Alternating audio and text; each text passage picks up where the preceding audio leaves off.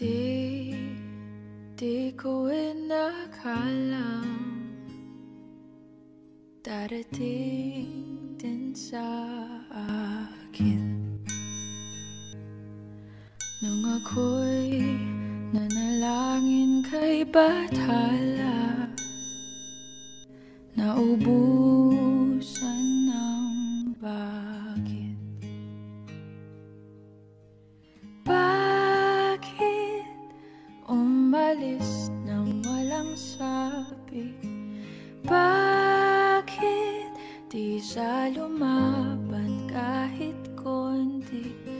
Bakit di maitamang tadhana? At nakita kita sa takbuhan ni Bathala, may kinang sa mata na di maintindihan. Tumingin kung saan, sinubukan kong lumisan at tumigil ang mundo nung ako'y ituro mo siyang panalangin ko.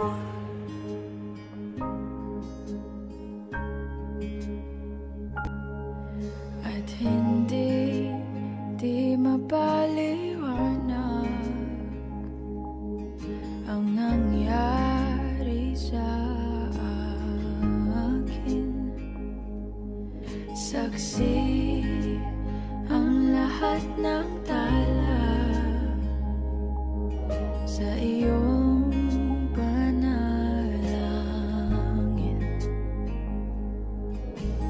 Paano nasagot lahat ng bakit?